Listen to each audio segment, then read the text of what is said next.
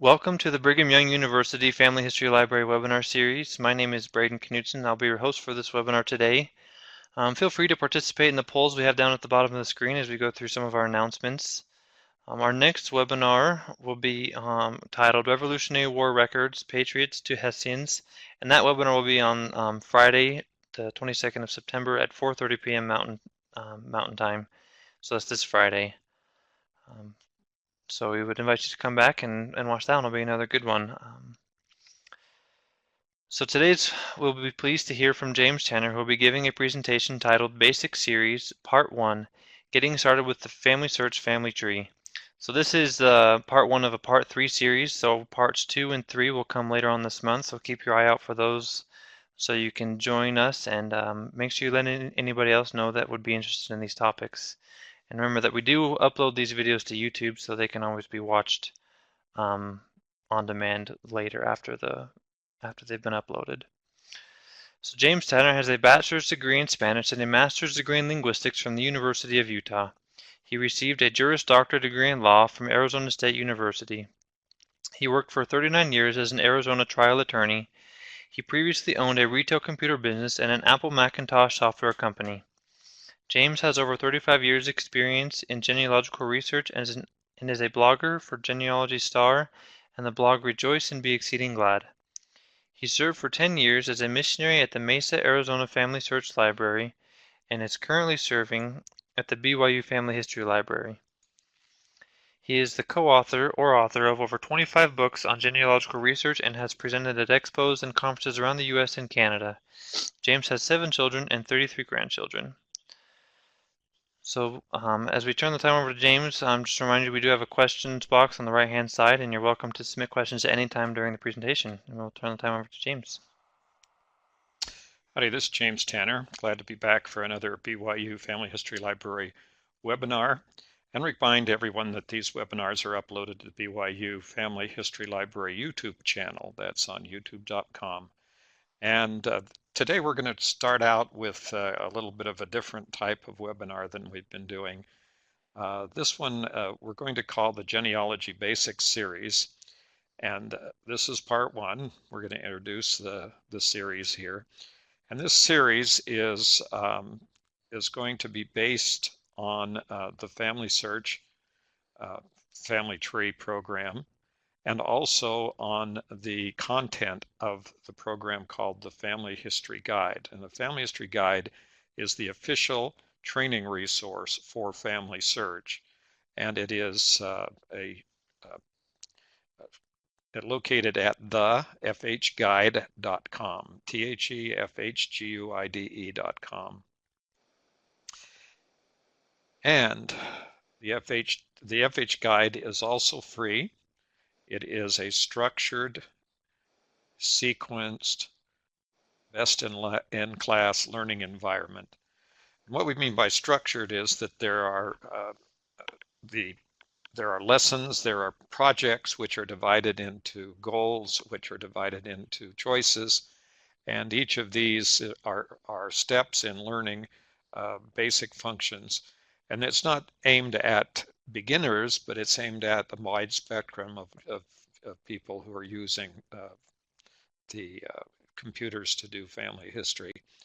It's an online program, and it is being used to teach the missionaries here at the BYU Family History Library, and also at the Family History Library in Salt Lake City, and many other places around the world now.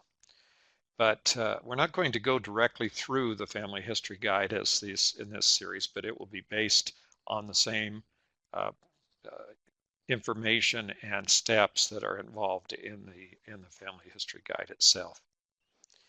So the Family History Guide contains projects, and these are general subjects for learning.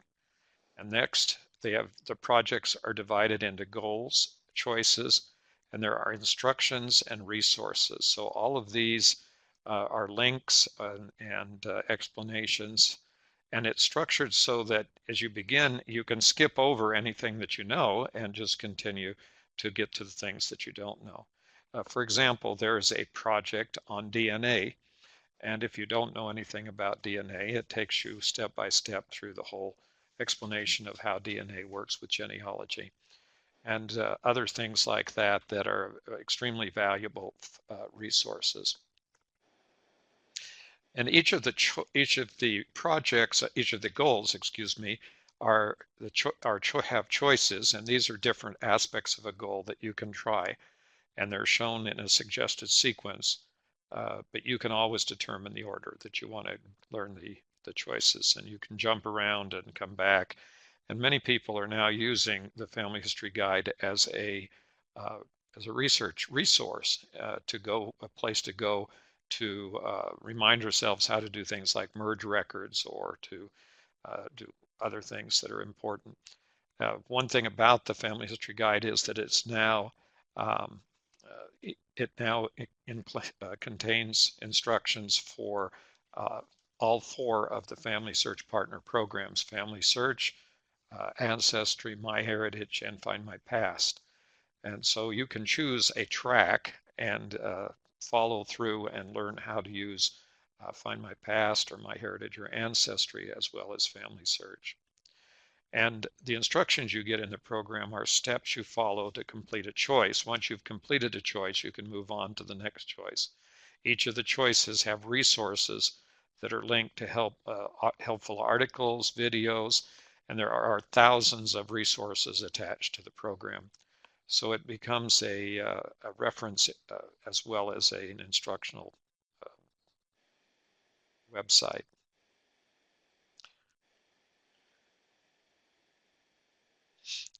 And as I mentioned, the Family History Guide now has separate tracks for FamilySearch, Ancestry, Find My Past, and MyHeritage.com. And it's very possible that we'll be adding other tracks in the future. Now, the first question we have to answer, and we're talking here about basics, so it's going to be basic, is what is FamilySearch.org? Well, FamilySearch is a free website. No registration is required for most of the features, and it's also you need a free registered account, however, to work on the family tree. So there's basically contains records, microfilmed records, many of which have been now digitized, and many millions or more are being digitized constantly. It also contains photos, stories, documents about the individuals in the family tree. There's a huge catalog of all of the resources of FamilySearch. There's just a lot of different things on the program itself. And we're going to be talking about some of the basics and getting into the family tree basics here in this series. Now, FamilySearch.org has, and the first thing that we're going to talk about is navigating the family tree. So we're going to get into the basics of getting into the family tree and then navigating. The first thing you have to do is sign in to FamilySearch and move around on the family tree screen. So these are the things that are really very basic in getting started. When you get into the FamilySearch family tree, first of all, it's free. We keep emphasizing the free nature of this, and in a lot of cases with websites, you'll find out that yeah, they're free, but then if you want the premium version, or you want the advanced version, or you want the additional resources or whatever, you've got to pay some money to get into that level. Or that there's another program out there that really has all the records you're looking for, and that's the one you want to pay for. Well, this is not the case with FamilySearch or the FamilySearch family tree. They are free and will remain free. It is unified, and that's an interesting way of a description of describing the family tree. It means that everyone is seeing the same family tree. There's only one place for each individual who ever lived on the face of the earth. And as we create, as the family tree is constantly evolving, and as it evolves, it becomes more and more accurate. This is just the nature of the way that the family tree operates. Millions and millions of source records and documents are being attached to the individuals in the family tree, and new individuals are being added with sources at all times. Doesn't mean it's perfect. There's got still a lot of information in there that needs to be cleaned up and clarified. It was formed from contributions that were made to FamilySearch and its predecessors over the past 100 years. So there's a lot of information in there that may not be accurate. But from the time during the time that it's been in existence, the program itself has become more and more accurate. It's collaborative in nature because everyone is seeing the same thing at the same time. If I make a change in the family tree, you'll see that change if you happen to be watching the same person that I make a change to. So it's by nature collaborative. It's not an option. You don't get a portion of your own family tree. It's everyone's family tree. This takes a little bit of getting used to, but it is, there are, by the way, other videos on the BYU Family History Library YouTube channel that talk about changes in the family tree and how to handle those changes, what that means. So the first thing and the first step in this whole process is signing in to FamilySearch on the FamilySearch.org website. You do that up here in the corner, right-hand corner of the startup screen. And as you zoom in on that, you'll see it says sign in and free account. Well, sign in is if you've already signed in and have a login and password. The free account link is to obtain a login and password to the program.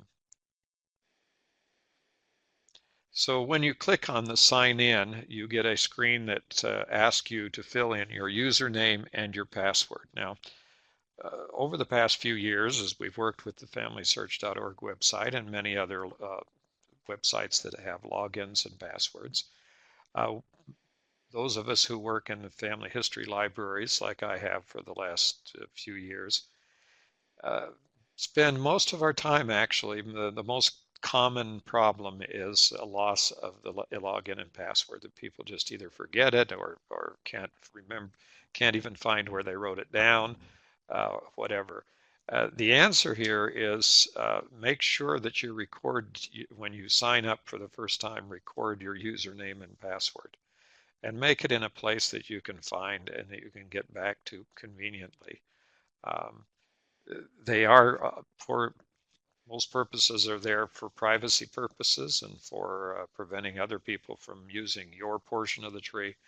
But on the other hand, you don't want to make things so difficult that you can't remember how to get in to the family tree. So this is a key, and I'm sort of an advocate of having people write it on their hand so they can see it. No, but I have some of my family members that do that, but I don't really recommend that. But it really needs to be put in a place that you will have that access to it. And if you're coming to a family history library, like the Family History Library here at Brigham Young University, before you get in your car and drive down here, how about checking to make sure that you can get onto FamilySearch and that you have your login and password? It's just amazing how many people show up here after traveling over to the library, and then they say, well, I don't know how I'll remember it. Okay, well, we'll get to that point. So this is there's a series of screens when you go to get a free account that you need to fill in. There's some basic information, and you might want to be reassured that this will remain to be private information. No one's going to be selling off these lists. The sponsor of FamilySearch.org is the Church of Jesus Christ of Latter-day Saints, and the church is certainly not in the business of selling off information to anyone. So there's some minimal amount of information that needs to be created here. And once you've filled in that information, then you can begin to use the family tree. Now, one thing that's important, there's a place here where you can make your information either public or private. Now, there's a lot of different opinions about this, and my position has been for years and years now that I don't understand why you would want to have your information private if you're trying to talk to your family members, and that this is really a method of talking to a larger family group out there, people that you may be related to. And so making it all private and worrying about privacy for the dead people that are in the family tree is just not consistent with what the type of activity that we're involved here. So fill in the form, follow the instructions, be sure to click the boxes that need to be clicked and read through it and make sure you've got everything filled out correctly. And then record your login and password. I can't say that too many times. I can't even begin to estimate how many people I've helped through that process over the last few years. It's usually something that happens at least once or twice every time I come to the library. So here it is again. Remember your username and password. Now there's links to the family tree. Once you're registered, your name will appear in the upper right-hand corner. This will be the screen name that you've used. I always use my name. I have no compunction about trying to hide who I am. I am eager and anxious to deal with people about the family tree and about other programs that I'm involved in, and so I'm not at all worried about using my own name. But everyone has their own personal feelings and opinion on that subject. In this case, though, since you're signed in, now you can go use the family tree. And this is the menu link to the family tree, and you'll see some pull down menu here. By clicking on the family tree or the tree, you can go see the program itself. There's also shortcuts as you get to know the program, so you can go directly to a specific person or go find a person or look at lists, and there's a family booklet called the My Family booklet, and it's in a lot of different languages, and it's an on-screen simplified way of entering in basic family history information about the first 4 generations of a family. And the Family History My Family booklet is available around the world, and it is used primarily for people who have limited or no access to computers, and so they can compile their family information, and then using the program they can enter that information directly into the family tree from the family book that they've filled out manually on paper. So now we're going to see the family tree by clicking on the tree link. And this is what the family tree looks like. This is called the landscape view. There's other views that we'll talk about briefly, but the landscape view, it gives you the best concept of how you view your family and for navigating through to the different generations of your family. There's little arrows there, and we'll talk about those in a second. You can zoom in or out to see the details up in the left-hand corner, excuse me. There's a little plus and minus sign, so you can use the plus sign to zoom in and the minus sign to zoom out. You can make it as big as you want on the screen so that you can see the information. The only downside of zooming in too far is that it makes it harder to navigate because you can't see an overall pattern. So you may want to zoom in to read and zoom out to navigate. So this is a way that you can use that information. So here's that plus and minus sign where I've zoomed in on that portion of the screen. So now you can also expand or contract the family tree to see more or fewer ancestors.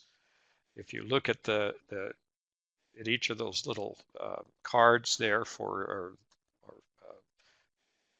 areas where there's names on the family tree here, to the right of those there are either arrows that point one way or the other. And there is one pointing down, and there's one pointing to the left and one pointing to the right. As you go to the right, you go back in time up through the generations. As you click the left arrows, that will then collapse down and go back, go forward in time towards you as an individual, as the beginning of this portion of the family tree. Now, it's a little bit hard to conceptualize this, but what you're seeing here on the screen is merely one portion of the vast tree that holds more than 1.1 billion people. So it's kind of looking at a window portion the of the family tree that pertains to you and your family, but it's interconnected out there to all the other families, and back far enough you probably are connected to a majority of what's out there on that 1.1 billion person family tree. You can also customize your view of the family tree, and there is a um, pull down menu. Click on the word show over there, and that gives you a pull down menu that lets you uh, see different icons that are available, and also turn on or off the portraits, little pictures of the people in the family tree. I usually turn off the portraits because they take up space. They don't really add anything to my navigation. They're fun. They're helpful if you need that kind of backup, and you can turn them off and on and see what happens when you do that. The other one is that you can turn off and on the marriages. The bottom option down there is to invert the colors. And when you invert the colors, it goes dark and with white lettering instead of white with dark or gray and black lettering. This is a matter of personal preference. I prefer the dark on white rather than white on dark, but sometimes the higher contrast here helps people to see better. Now, as we're going through this, and as we have these steps and this information, if you say, well, wait a minute, I still have some questions here. What do I do here? What do I do when if I click and I lose my place or whatever? The answer to that is that what I'm explaining here is paralleled in the Family History Guide. And so if you want to do it, if you have some screen space out there, you can split your screen and put the Family History Guide in one screen, one window, and put the copy of the family tree in the other window, and you can work through the family tree as you have the instructions that come up in the Family History Guide. So it's a way of getting more details out of the information that I can't spend all the many hours it would take. I am guessing it would take thousands of hours to go through to try and teach every single point and lesson in the Family History Guide. And probably by the time you finished, they would have added another 1,000 hours worth of information. So it's it's an amazing product. Next, I think it's important at this point that people who are concerned about privacy, and I find that most people are, is that we learn about the privacy rules for the family tree. And this is linked from the Family History Guide. And so if you were going through this on the Family History Guide, if you were going through this instruction, there would be a link right there from the Family History Guide to this article on the visibility of living people in the family tree and the issues addressed. This is a Help Center article, and the Help Center is accessed in the upper right-hand corner, right above your name where it says Get Help. And if you go to the Help Center and put in a question about privacy, then there will be a number of articles that will come up explaining all about the privacy provisions of the family tree. Now, basically, you can work your way back through what I mentioned is the landscape view to view your direct line ancestors. There are other views that I'll show in just a moment, but Right now we're going to focus on this one, which is the basic view to it. Now this is my great-grandfather, Henry Martin Tanner, and the little line that comes out to the right-hand side links to his parents and to his wife's parents. So the line that goes to the top on the top right, where you can see part of the card up there, is the link to his parents, and then the one that's to the bottom to the right is to Eliza Ellen Parkinson's parents. So uh, if we click on the box here uh, to look at it, what we'll see is it will pull up um, one of the other. If you click on the name of the box, so if we click on Henry Martin Tanner, then you'll get this card, which explains more information about Henry Martin Tanner. Likewise, if I were to click on Eliza Ellen Parkinson, I would get another little details card here telling about Eliza Ellen Parkinson. So here we can see Henry Martin Tanner, and under his name is a number, and it looks like a series of letters, but it's really a number. Um, it's it's a alphanumeric uh, expansion um, of the numbering system. So they use the numerals 1 through 9 and 0 plus the numbers, all of the letters of the alphabet. So there's a kind of a very large number, since we're dealing with a very large number of people and the potential to add many millions and billions of more people to the family tree. Then this system gives us some extremely large number of possible unique numbers for each person. It's called their ID number, and it's an important one because if you find someone who has the same name and a different ID number, there's a very good possibility that you have a duplicate person in the family tree.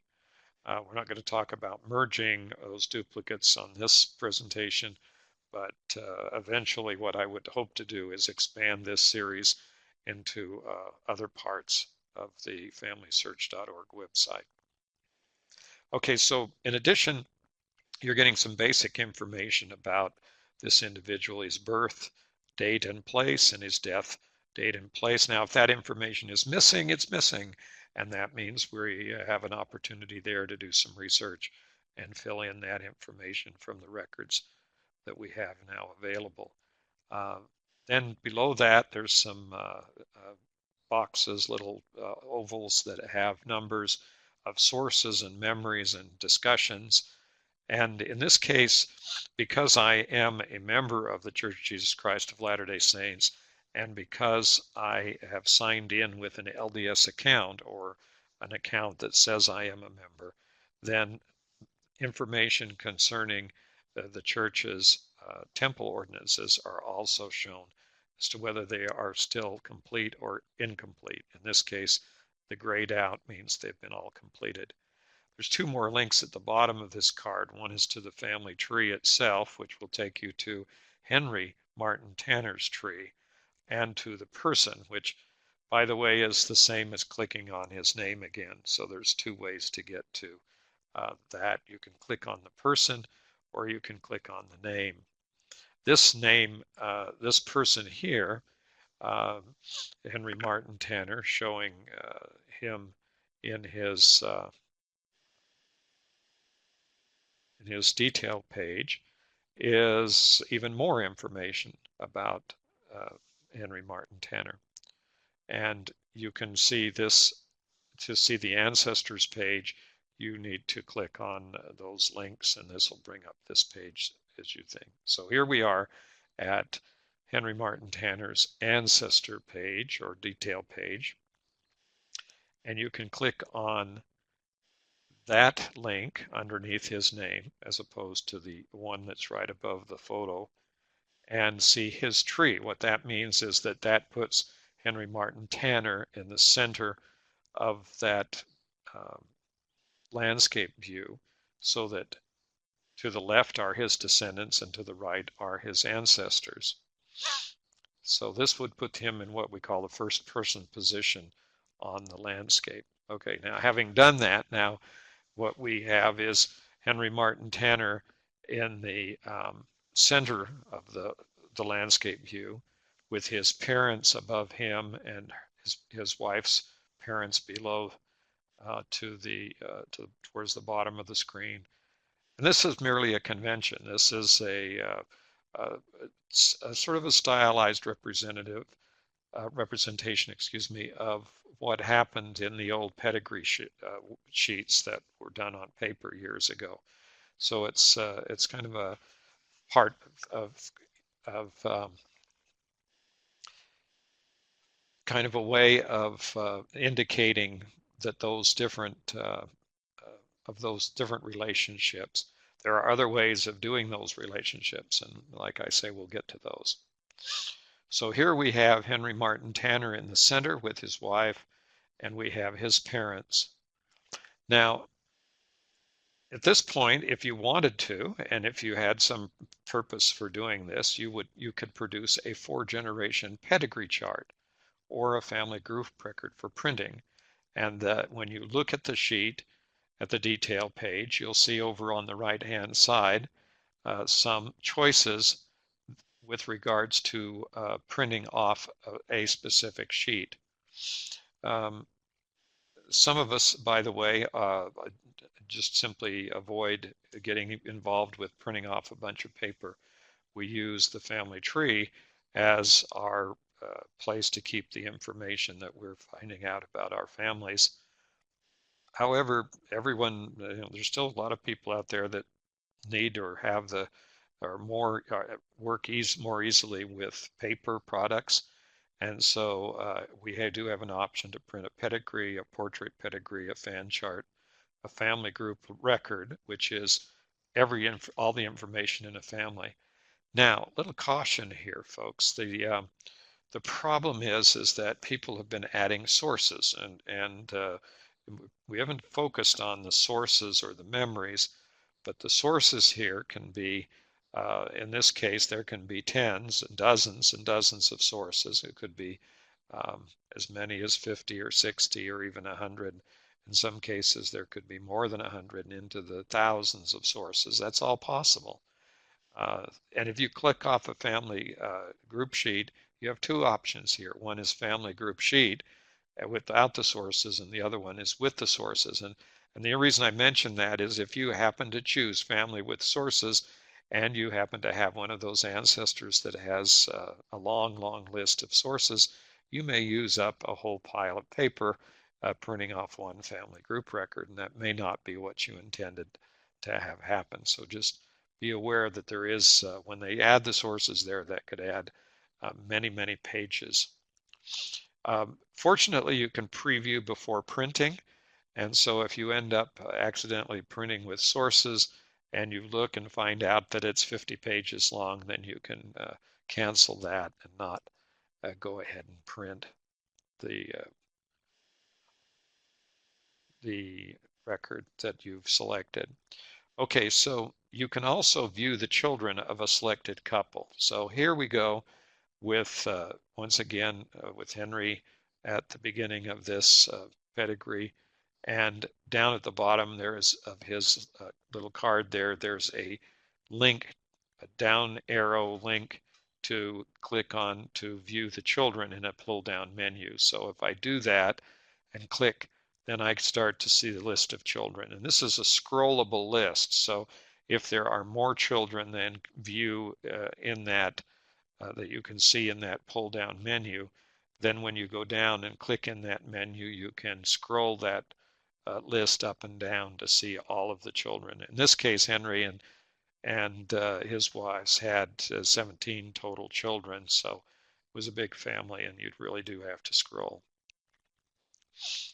So as you scroll down, you can then select any one of those individuals. So what we've started with is looking at Henry, but now we can start to look at his children and or his ancestors and their families. Now, in some cases, some of your ancestors may have had more than one wife. And they could, and in those situations, the card is going to show a down arrow next to the wife. And if you click on that down arrow, you will see the multiple spouses. Uh, Now we're going to go back to the person page or the detail page of Henry Tanner. And if we scroll down a little bit on that page, we'll see where we have the family. On the right, left-hand side is Henry and his wife, Eliza Ellen Parkinson. And then on the left is his father and his mother. Now, if you go to the page for Eliza Ellen Parkinson, then her parents and her siblings would show.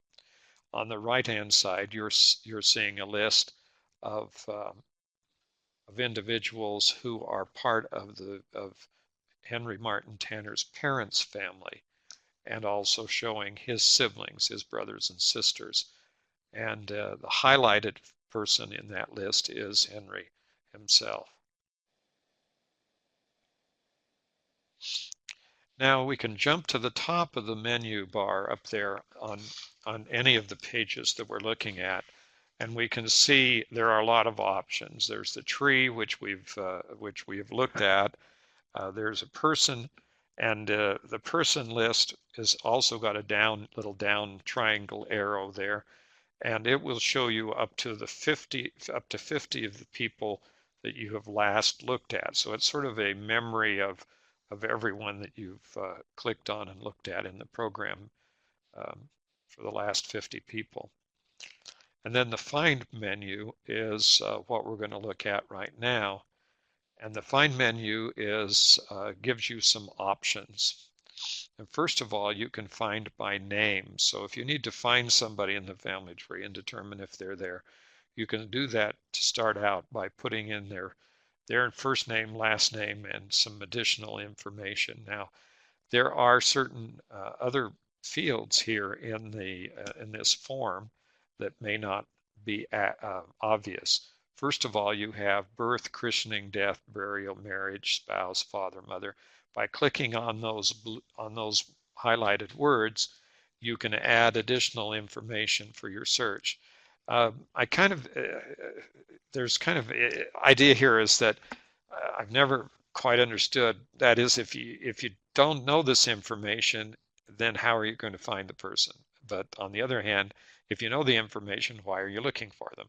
So it's been kind of an interesting cart before the horse, or which comes first, chicken or the egg type problem here with genealogy. Is the less you know about the person, the harder it is to find them. The more you know about the person, then the less you need to find them because you know more about the person. Okay, but in this case, you may only know certain information, and you may only know the first name and the last name of a person, that they're either male or female, and you may not know any other information. Now, if you do that, if you make that kind of a search based on the name of a person, you're going to be quickly educated to the fact that there could be dozens, hundreds, thousands, even up to millions of people with the same name. So you've got to be very careful about doing some, when you're searching for people, is to try to get as much information as you can to differentiate them from the millions of other people that may have the same name. Now, if you're trying to find an ancestor, then you're going to know something about um, the family members in this family. You might know, if you're looking here for a child, the father and the mother. So these are all kinds of things that you just have to work with in order to find people within the family tree.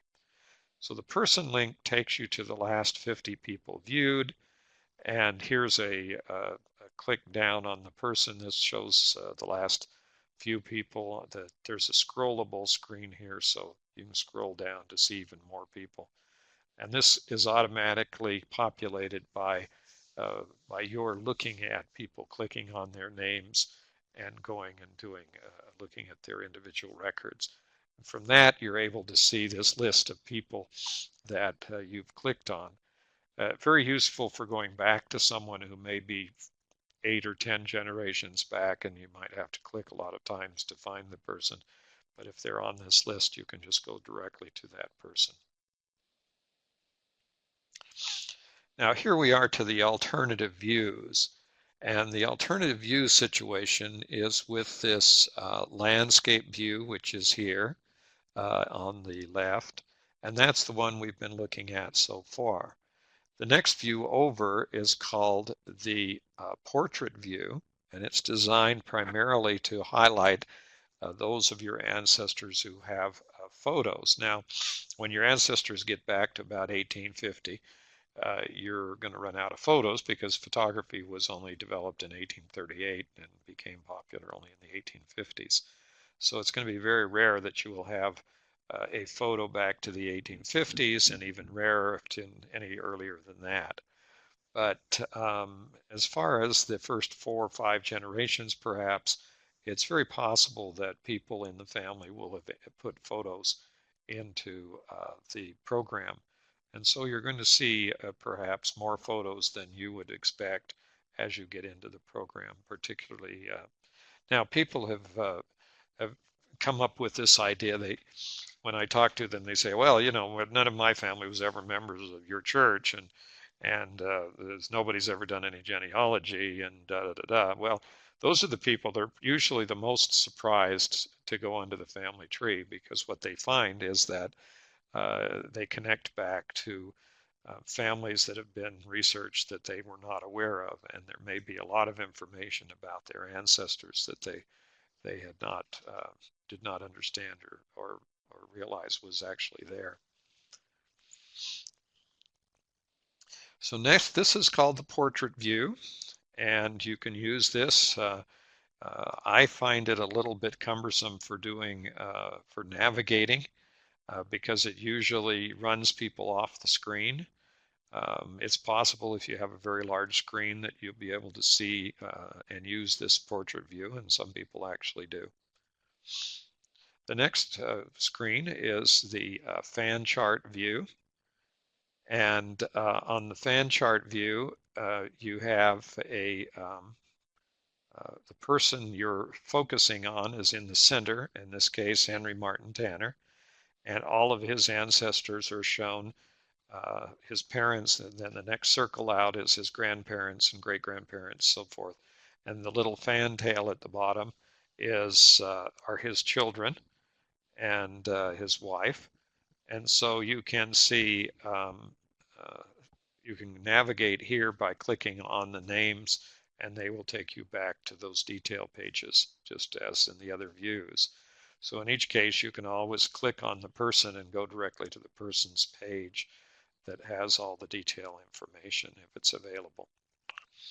And a lot of people prefer the fan chart view because it's kind of a graphic, more graphic representation, and puts more information right on the page, so you can see a number of generations. Questions comes up, can you see more generations on the fan chart? Well, you can if you print it off, but you can't view any further out on the screen. The last view that's available right now in the family tree is called the descendancy view. And a descendancy view is basically showing you the individual and his wife or wives and their children. And each of those can be expanded downward or forward in time until you get to living people. And of course, once you get to living people, they are no longer viewed in the program. So you don't get any particular more information out of that. So clicking here in the descendancy view gives you a list of people who are the descendants of Henry Martin Tanner. Now, theoretically, if I were to keep clicking on the right people, my grandfather and my parents, etc., then I would show up eventually in this descendancy view. This is one way of investigating a family and learning what information there is about a family. It's very interesting to work your way down through a descendancy, and it takes a certain set of skills which are different than the skills that we normally use to find ancestors, to research and find the descendants of a person. And it's usually because you're coming forward in time, it is not as predictable as going back in time. So remember the family history guide. This is the, let's say, the full instructions to the program and to Ancestry and MyHeritage and Find My Past. And what I've shown here parallels what's in the steps of the family history guide in the training. And so if there was something there that you knew, you could skip over that and go on to the next subject. But my own personal experience in working with people for so many years is that that there's always going to be a step in there that they had no idea that that was the way it worked or that's how it worked. We seem to have a common resistance to working with the manual, to reading the manual or the instructions before we get going. I mean, it's if you're like me, you get some new technological or some kind of thing that requires it to be put together, and the first thing you do is you pull everything out and look at all the parts, and then you start putting it together, and then all of a sudden you realize that you have no idea what you're doing, and so then you have to go round around until you find the instructions, and hopefully they're detailed enough. But there's an alternative way today in doing that, and that is interesting with the millions and millions of videos that are now on the Google YouTube channel, that it has become the go-to place for finding information and instructions on how to do stuff. And so that's one of the reasons why we've been motivated to put up these webinars up on the YouTube channel, is to add to an area that we think is not necessarily as complete as it could be. We now have, at the time of this presentation, which is in September of 2017, we have about 310 videos up there. We've been putting up about 20 a month, so that number should go up considerably in the next few months and years. So remember, the FH guide is the manual. It's the set of instructions that tell you in detail how to do all these things. If you say, oh, well, you skipped over something, or oh, I don't understand that at all, then if you'll go back to the family history guide, the fhguide.com, and work through the choices in each of the projects and goals, you'll see that that they filled in all of the details that I may have missed, and we'll keep going until they've explained all of the other parts that I can't get to in an hour long or whatever few minutes here we have in these presentations. So for more details, videos, and handouts, go to the fhguide.com. Thank you very much for watching. This is another one of the BYU Family History Library videos, and these are being uploaded to the BYU Family History Library YouTube channel. We invite all of you to subscribe to the channel. Not only do you get notices that if you subscribe and are signed in to the browser, whatever, you probably are into Chrome or into Google, you will get a notification of the new videos that are uploaded, but also it helps us as we get more subscriptions, we get a little bit higher level of visibility on the YouTube channel, and we can maybe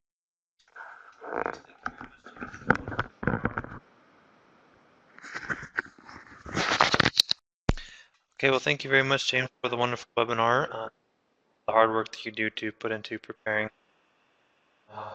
for those. We'd like to remind everyone that all of these webinars are recorded and posted onto our YouTube channel, as James said, and we would really like to hear some feedback from you. If you have any suggestions for future webinar topics, there are a few polls at the bottom of the screen about what topics you'd be interested in hearing next month, and what feedback you have for today's presentation, so we can make these webinars better for everyone and a little bit smoother and easier to understand. So that'd be